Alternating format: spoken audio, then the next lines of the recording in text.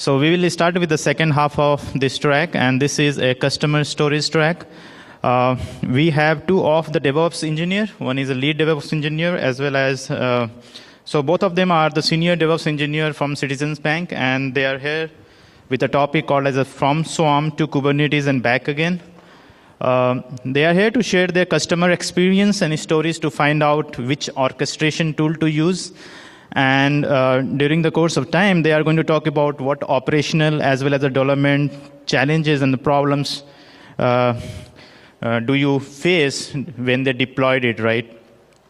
So please welcome Docker Captain and Community Leader, as well as the DevOps Evangelist Don Bear and the Lead DevOps Engineer Mike onto the stage. Thank you. Thanks, man. How's it going, everybody? Oh, you're all tired from lunch. I'm a little disappointed. So what's really funny about this is anytime anyone's asked either one of us, oh, you guys are speaking at DockerCon again this year. What are you talking about? And we're like, oh, well, our talk's from Swarm to Kubernetes and back again. And we get to the from Swarm to Kubernetes part, and half the people we talk to are like, yay! And half the other people are, really? Why? And then we get the opposite reaction for the and back again. So let's talk about that. First thing, introductions, all that. Don Bauer, I'm the lead DevOps engineer for Citizens Bank. And I'm a Docker captain, Docker community leader, and a very happy Docker customer. We've been using Docker in production now for about 3 years, and I've personally been using it for about 5. And then I'll let Mike introduce himself. And I'm Mike No, I'm one of the senior DevOps engineers at Citizens Bank, and I've been using Docker in production for about 2 years. I'm a long-time system admin who's slowly becoming a developer, so it's fun stuff. The one thing I do want to throw out there, I had to give this precursor in Barcelona last year as well. If you're expecting a hyper-technical talk, you're not in the right room. This is a story, but we are happy to follow up with questions and stuff after the talk if you want to get into any of the technical specifics. It's a bit of a history lesson here. Way back in 2016, I know for you all it's not that far, but we began what we call the Innovation Initiative. And for us, this is the kickstart that we wanted to put our DevOps practices that we were craving really into place. And for us, it all started with containers and Docker, specifically Docker Enterprise. With the Innovation Initiative, we wanted to find a way to use this technology to increase flow through the system, provide constant and accurate feedback to our engineers and the business, and increase our rate of experimentation and learning. Over the next half hour or so, we'll take you on another league of our DevOps journey, and we'll talk about how through standardizing our images and processes for deploying these services, we were able to increase deployments from a few times a quarter to hundreds of times a day across our enterprise. We were able to standardize our integration testing, our reporting, our monitoring, and more, all through Docker Enterprise and a few container smart tools like Instana, GitLab, and ELKstack. So I got to the story real quick. So we presented in Barcelona, and like I said, it's called From Swarm to Kubernetes. And we got done with the presentation, we went into another session, and we discovered that Docker was basically fixing all of the things that made us go to Kubernetes. Things like Docker app was coming, which was really big for us. The Autopilot patterns that we're going to talk about a little later. But so we got back home and immediately started ripping it all back out. And so then we wrote this presentation, From Swarm to Kubernetes and Back Again. Yeah, so when we started the Innovation Initiative, and I'm going to go pretty briefly through this because we've already talked on this a number of times. The biggest thing was we needed to change how we built and delivered software within our organization, whether it was something being delivered and built for internal use or customer facing. As a result, our innovation team was founded by our CIO, Sharon Frazier, who actually spoke this morning in the keynote. She's the one that really built the team and continues to run it to this day. This was really the start of our DevOps journey. And what we figured out going into this and going into containers and microservices was we kind of needed to define our culture, define our goals. So this is a slide I shamelessly ripped from my talk last year, but the 4 pillars that we came up with that we take into consideration when we're building anything, whether it's containerized or not, which we'll also touch on in here in a little bit. The 4 pillars are visibility, simplification, standardization, and experimentation. We want all of those things to be constant across our entire platform, no matter who's using it and what they're using it for. We use these pillars to help guide us through any of our architectural decisions, and we take, like Bill in the Phoenix project, for anybody in here who's read that, which I hope is all of you, we tried to take the 3 ways and apply them to every policy and every process that we could across our organization. So you might ask yourself, why containers? Well, besides the fact that they're the future of pretty much all app dev, as we've seen this morning, one of the things that we chose containers for was configuration management. And effective configuration management is essential to any organization hoping to achieve the kinds of milestones from the likes of Netflix, Lonely Planet, Google, etc. With containers, we can review the platform just like we would with code. Containers help us achieve the single piece flow that we're after of our products from development to production.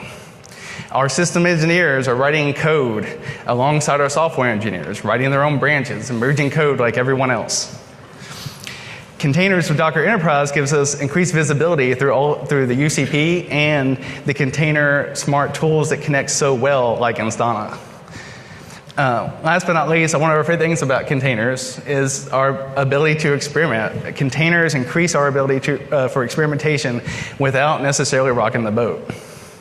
And because of the way that we've built our pipelines at Citizens, any of our developers can create personal environments with all of the latest enterprise services with just a few button pushes. This allows our engineers to try things out in production-like ways without risking the business.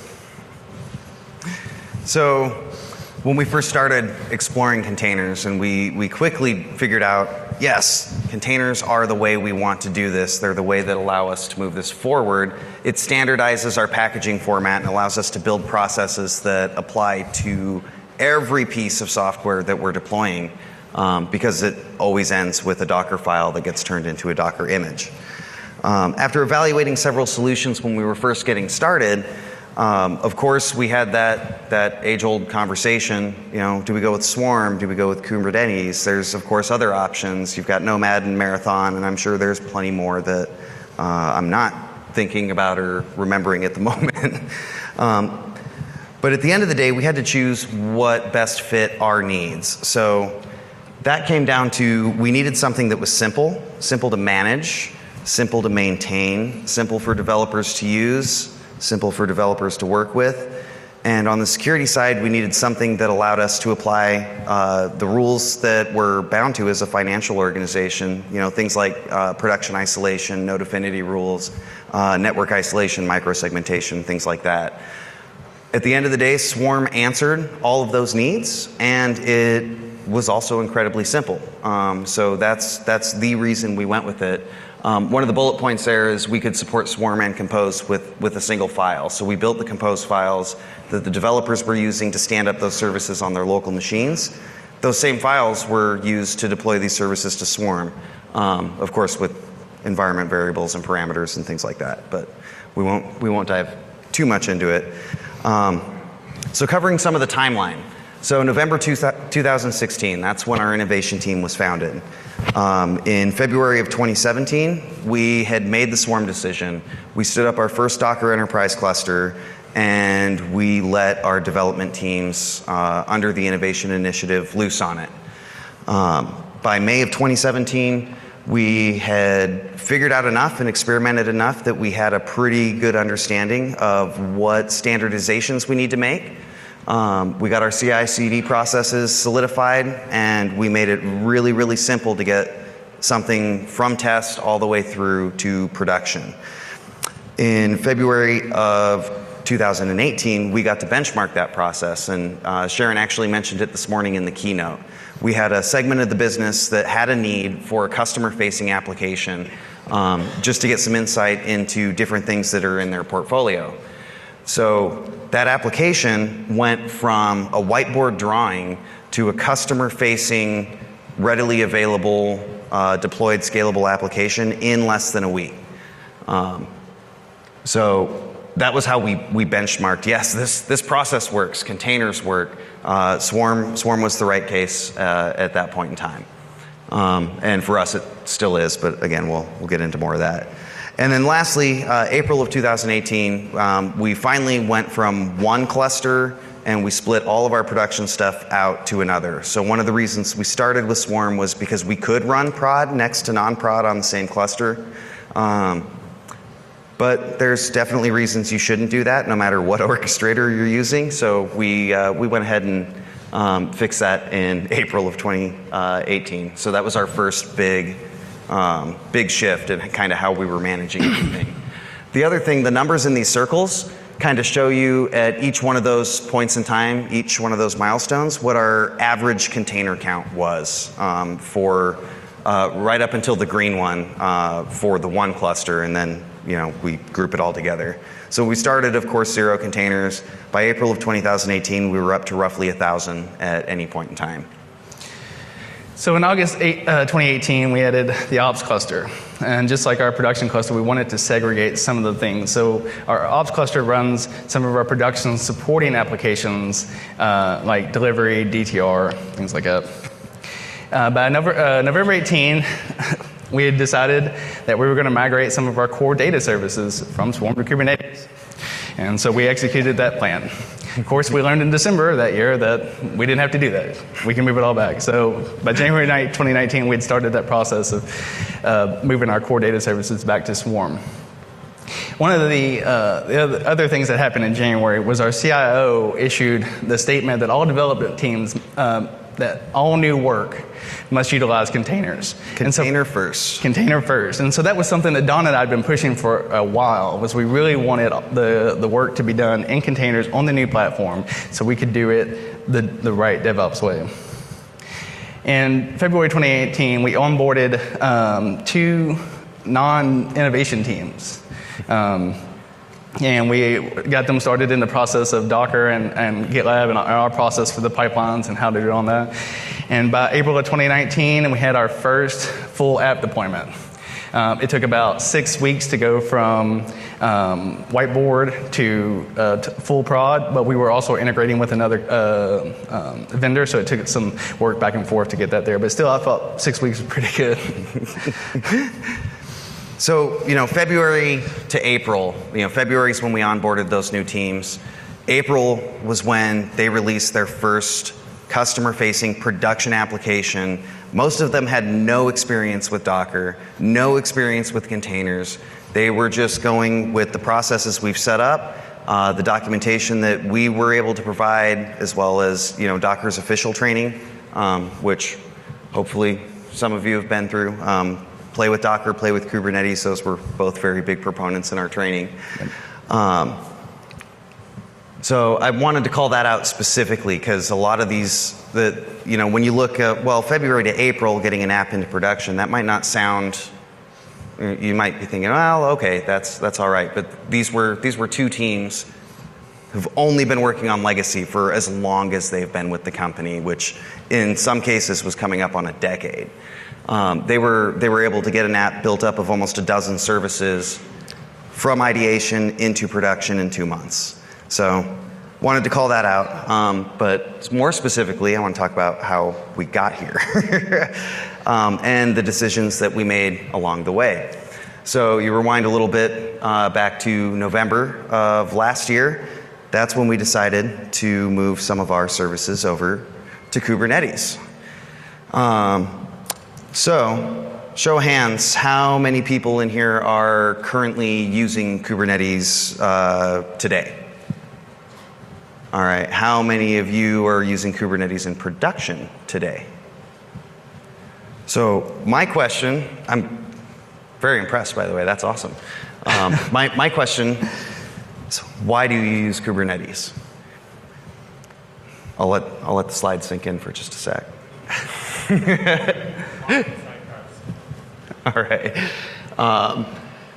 So we run a bunch of meetups and various developer events in Nashville, and we get approached by lots of people all the time saying, "Hey, why do you use Swarm?" And we'll walk through it and we'll end that conversation. Well, why do you guys use Kubernetes? This is the most prominent answer right here. Because my boss told me to. And if you learn anything from this talk or the one that we gave in Barcelona, at the end of the day, that's not a good reason to choose anything. If your boss told you to use Swarm and that's the only reason you're using it, then you might need to question it. We want you to pick the best solution. But for us, why we use KA, it's all hand off to Mike. I think it's pretty easy to see why we considered Kubernetes. Firstly, one of our favorite things about Kubernetes is Helm. It's whether you're packaging services up to be used by Helm or using Helm to deploy them, it's easily one of my favorite tools. Are you guys, the folks that are using Kubernetes in production, are you using Helm to deploy stuff to production? Yes, sort of, maybe? Okay, cool. Yeah, that was sort of our modus operandi. We really wanted to be able to use the default tools like that. The operator patterns really were an impressive bit of code for me that at least proves once again that anything humans can do, computers can do better. And I really feel like they should. I don't like getting up at 2 in the morning to go restart services if I don't have to. And so one of our things for moving the core data services for Kubernetes was to be able to use some of these things for the stateful services that we wanted to scale automatically for like Kafka, Zookeeper, that sort of stuff. We love the amount of community support that we get for whether it's the Kubernetes stuff that we're doing or the Docker stuff that we're doing. The folks like you guys in this room right now are what makes this so much fun for us. And while we get so much done, I really feel like. And so, now with, I think it was with 2.0, Kubernetes shipped with Docker Enterprise. And so for us, that allowed us to fuel our need for experimentation without having to go back out and relearn how to stand up new clusters or anything like that. We could actually just use the built-in Kubernetes cluster within Docker Enterprise. In some other cases, we had some vendors that we had dealt with or who we had partnered with for one reason or another who just would not support our Swarm installation. They would only support the Kubernetes orchestrator. And so that was part of the reason we wanted to try to move some of these over there to get some of that extra support that we were paying for but not necessarily getting yet. So as it, yeah, there we go. As it turns out, you can push back on vendors when you need them to support something else. That was a hard lesson for us to learn. But what we quickly discovered after we migrated some of our core data services to Kubernetes, there's a lot of things that were very different. And the first thing was our cluster footprint had to change. I already mentioned some of the reasons that we chose Swarm initially for, network segregation, things like that, being able to run multiple sandboxes in the same cluster while being guaranteed that they were running on completely separate networks. We could isolate specific services to specific nodes, things like that. What we figured out is, well, if we start moving everything over to Kubernetes, we are going to have to stand up one cluster for each environment.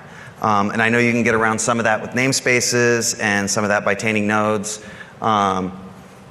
I'm pretty sure given enough time, we probably could have solved all of those goals. But right now, we're just identifying why it was hard. The other thing, so I'm going to cover security and complexity in the next couple of slides, but the other big thing was training. What happened, and it was something that we kind of forgot when we were making this change. Like we knew, me and Mike and my team, we knew why we wanted to move those services over to Kubernetes. We knew what was driving that. So we put that together, we did it. And then after we moved them, we realized, none of our developers know how to work with Kubernetes. None of our operations engineers know how to support it. So we pretty quickly discovered that after we moved those services, no one could easily debug them. Nobody could easily diagnose anything or otherwise work with those services, at least at the orchestrator level. UCP, of course, got around some of that complexity. One of Docker Enterprise's offerings for managing the cluster. But when it came down to the stuff that was actually making the reasons that we have those people in those positions, it was making it really hard for them to do their jobs. And that kind of fell back on us, and we've since learned from that. I don't want anybody here to make that same mistake, because that was hard. So in accordance with the first way, we wanted to reduce our work in process as much as possible. And Swarm with Docker Enterprise helps us keep our infrastructure, our implementations, and our integrations simpler, which means less work, fewer issues getting our applications to production. Docker Enterprise mitigates some of the complexity of Kubernetes by plugging in the tools that we already love with the APIs we love to hate. And in the end, I just felt like we were really getting too far from that simple mentality of the pillars and how we build and make decisions. So the other thing, again, going back to the security side, one of the biggest issues we ran into was we had nodes that were very specific to very specific environments for one reason or another. We couldn't find an easy way to grant access to just those nodes to different engineers and security personnel when we were running those services in Kubernetes.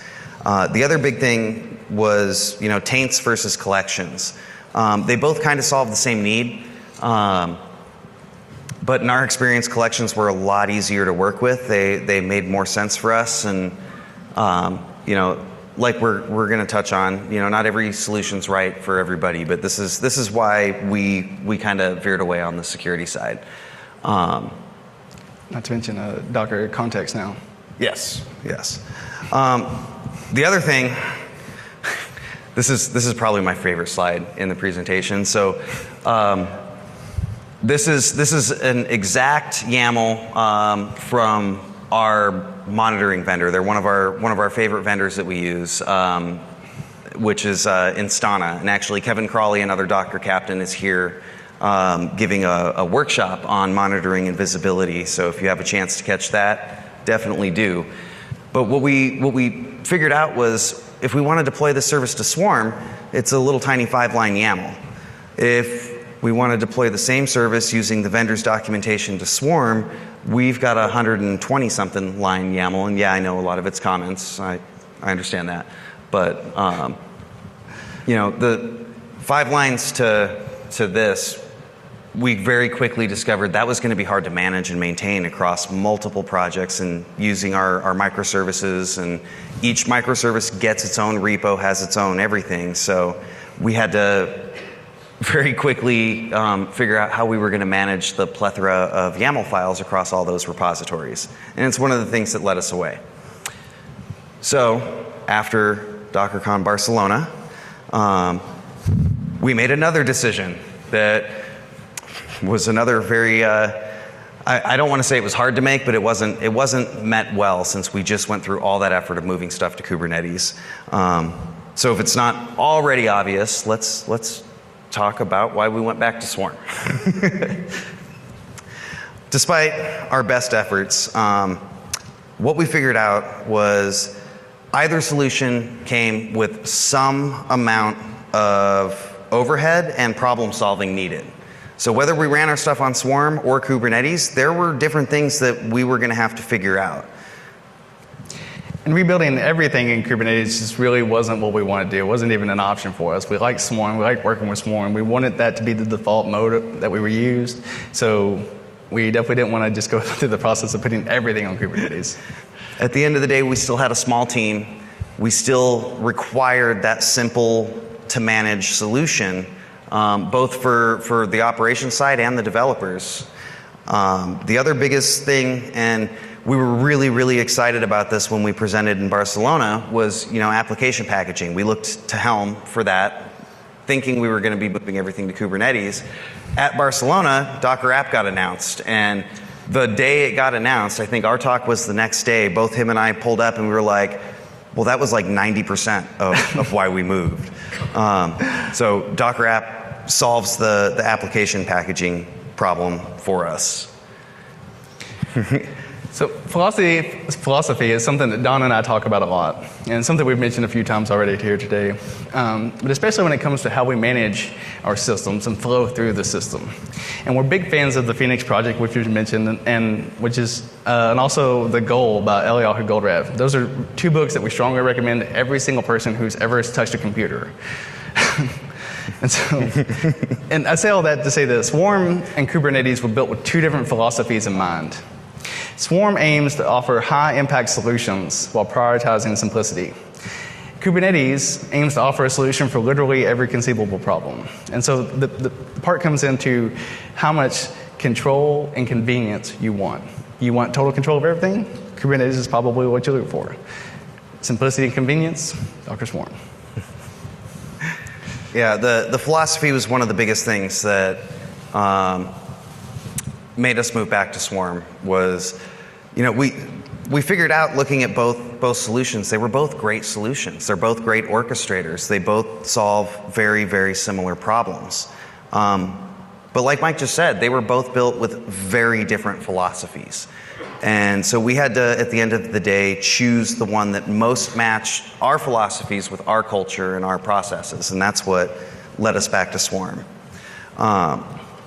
In having these conversations leading up to this conference, leading up to today and right now, we've had several talks with engineers that have been facing maybe similar problems, maybe not, but what we've discovered along the path, there's a lot of problems, a lot of things that drive people to use or choose one orchestrator or another. And as it turns out, there's actually solutions for most of those problems on both sides. And I mean, these come down to things like auto-scaling, network segmentation, user access, zero downtime deployments, monitoring, alerting, reporting, instrumentation. Those are all problems that got to be solved one way or the other. And as it turns out, there is solutions for most of those on both sides, whether you're using Swarm or Kubernetes. And for anyone who's deployed a stateful service, like whether it's a database or a messaging cluster, those kinds of deployments can be tricky in containers. Stateful services are difficult. Whether it's the volumes, the configs, the variables, it's all more complicated when it's stateful. Kafka, for example, is a messaging queue that runs in clusters. Each node needs to be, if you're going to scale it dynamically and run it in containers, each node needs to be configured dynamically. And auto-scaling can be really nearly impossible with something like that, since each node in a cluster has to be configured and know about every other node in the cluster as it's being built up. So one of the things that helps us with that is now the operator patterns and the autopilot patterns. The way these sort of work, and we'll talk a little bit about what they do later, but allow us to observe, analyze, and act on the services in a meaningful, codified way. And so, according to autopilot.io, autopilot pattern applications. These definitions are shamelessly ripped directly from their websites. So there's no paraphrasing. Not at all. We try to live by these definitions when we're building anything. There's a lot of really smart expert people out there, and we try to listen to them. So. And then, of course, for the operator patterns, this is how they define it from CoreOS.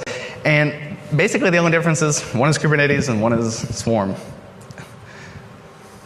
So the other big thing that I've mentioned a couple times was application packaging. Deploying applications that are made up of, tens and hopefully not hundreds, but I mean in the ecosystem maybe, but dozens of microservices, that can be really difficult to manage, especially when you're talking about versions across different microservices not lining up with maybe the application version. That was one of the biggest problems we were initially setting out to solve as well. At the end of the day, we figured out, well, Docker app solves that problem as well. You can also use Docker app to deploy Helm packages and deploy things to Kubernetes, so double win. But this right here was the problem we were trying to solve. This is just an example made up service, but between upgrading that service or that application rather from like version 2.0 to 2.1, you might have these 6 services that are changing versions, and you've got 3 additional components you're adding. Managing each one of those individually at the very beginning sounded great, but in practice, it actually turns out it's really hard.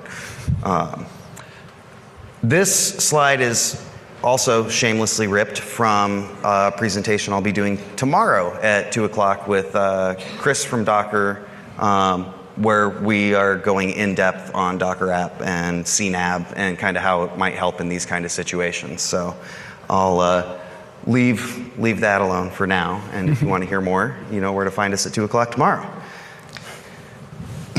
Whether you're deploying Kubernetes clusters or the Docker Enterprise clusters, it's not usually fun, especially building this stuff from scratch. But thankfully, today we don't have to do that. There's a lot of tools out there, and one of the tools that we use for all of our clusters is the Docker Certified Infrastructure Templates. And with these, we can build our clusters, whether it's our ops, production, or test, in 30 minutes or less.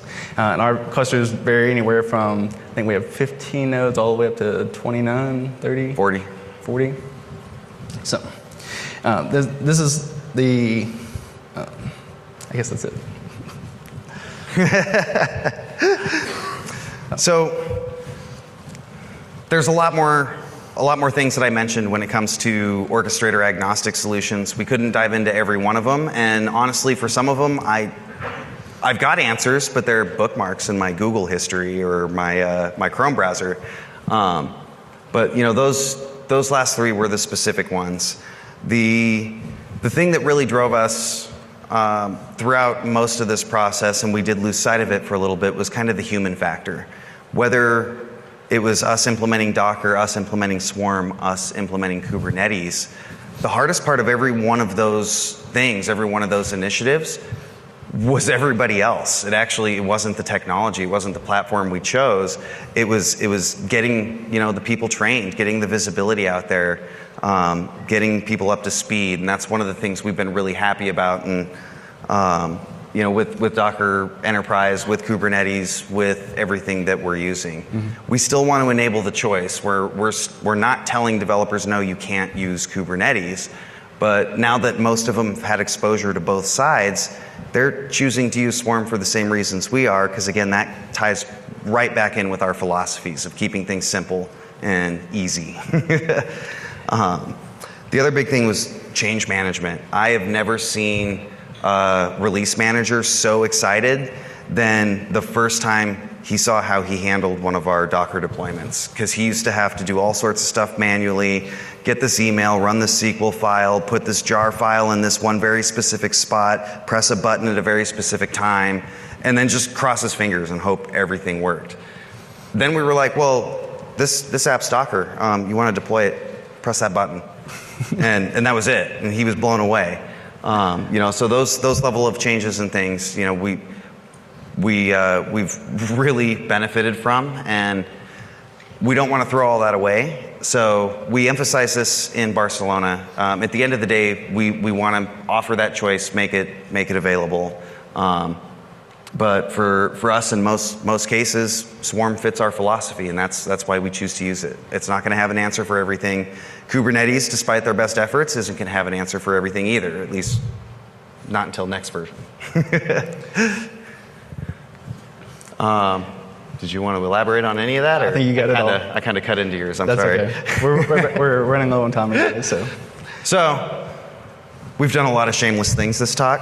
I'm also going to shamelessly tell you that we at Citizens are hiring. We're always looking for technologists, evangelists, you know, people like you that are excited about things like DockerCon, excited about containers, excited about changing the world one way or the other. So, if you're looking or thinking about looking, hit us up. And with that, we will open it up for questions. We have 7 minutes. That's fast. Yeah.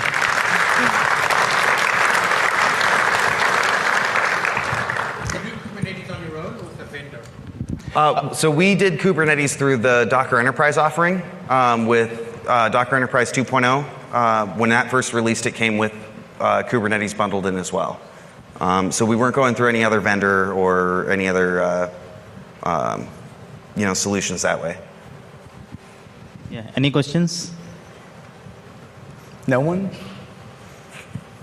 Oh, way back in the back. 1 second. Okay. Yeah, he's got a mic coming.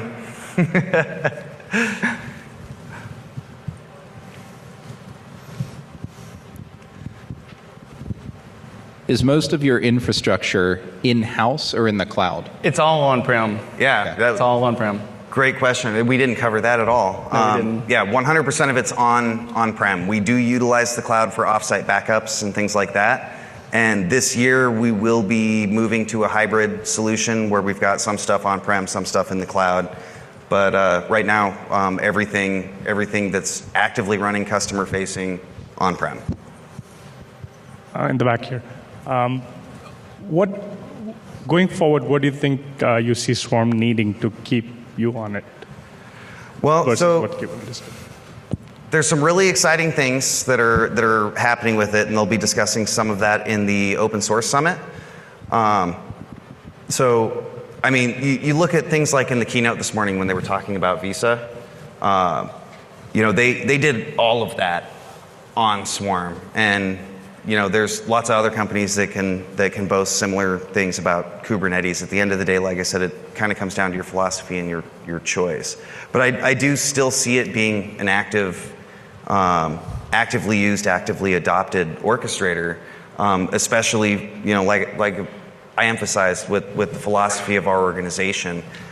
We haven't seen anything else that fits that philosophy as well. And there is you know, new stuff, new features coming, especially with 1903 and some of the other stuff. Like I said, they'll be talking about in the Open Source Summit. I'm curious about your teams. You had talked about an ops team, you talked about the developers, and you have your team. Did you have an infrastructure team to begin with? When the new innovation team was stood up, did you bring your own infrastructure and that you managed top to bottom, or what did that look like? We basically manage all of the Docker, the new innovation infrastructure ourselves. All of the stuff that's in VMware. We have storage folks and infrastructure folks that we lean on for things like if we need an F5 configuration for the front end business stuff, something like that. But for the most part, it's all managed by us. Our team is 4 strong at the moment. Yep. So, yeah, the operations team, in our case, is synonymous with the infrastructure team. They handle all the networking, all the storage, all of the physical and virtual infrastructure. You know, comes to VMs, comes to the actual physical servers and the colos, things like that. Hi. oh. I just wanted to ask a question about kind of philosophical question. You like philosophy. You talked about the 3 ways, and one of the things in the 3 ways is enabling choice. Mm-hmm. How do you manage the balance between enabling choice and doing releases?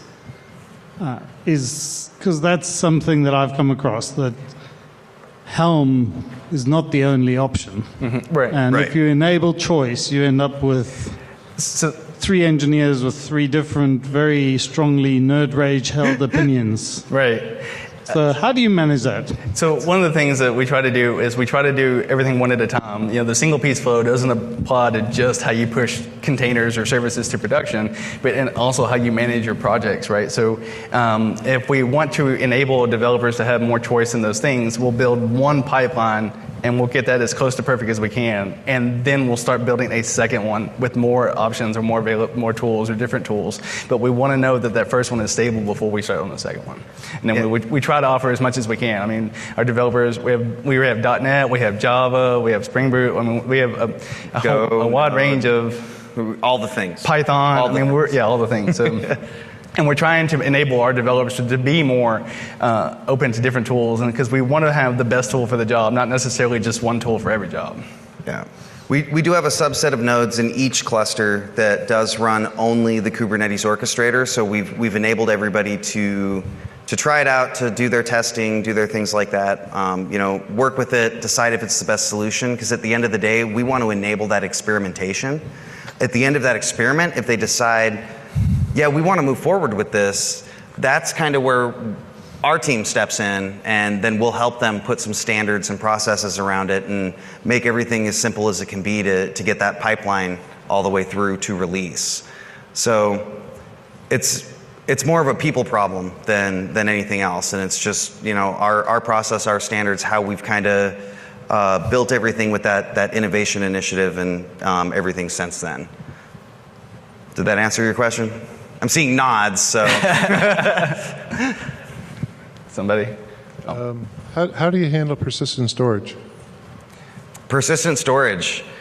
So in our case, on-prem, we work with 2 different storage vendors. We have one for block level storage, one for file storage, like NFS. So we use NetApp for all the NFS stuff using the Trident plugins, and then we use Pure Storage with one of their NVMe storage appliances for all of our block level storage. And then we've got mirrors of that in our other data centers for DR and all. But yeah, that's one thing where we got really lucky because both of those vendors have all that figured out. Go ahead. We're almost out of time. Okay, so I'll try to make it quick. So I think this dichotomy of Swarm is simple and Kubernetes is complicated is a little bit more complicated than that because I feel like Kubernetes allows the developers to stack together simpler containers, whereas Swarm simpler single concern containers into a pod that is then the unit of replication, right? And so I feel like Swarm, if you take logging sidecar pattern as an example, Swarm makes that enormously more complicated. I wonder if I'm wrong about that or if you have a different perspective. So, I mean, there's definitely things on the Swarm side that are going to be more complicated because Swarm itself doesn't have an answer to every problem. You know, one of the slides, we had a bullet point up there that kind of said, you got to choose what challenge you want to tackle. So, you know, there's lots of things that answer is moving to the other side, but then we have to tackle the complexity of, you know, managing all those YAML files, getting everybody up to speed on it. I would love to talk to you more and see what your challenges are. Yeah, I definitely want to follow up on that. I do know we are out of time. Yeah, we are. But all right. Yeah, no, let's definitely follow up. We'll both be available after the session. Yeah. If anybody wanted to catch up. You know, thank you for coming. Thank you for your time. Welcome to Thank you all. DockerCon. If it's your first time. So thank you. Thank you.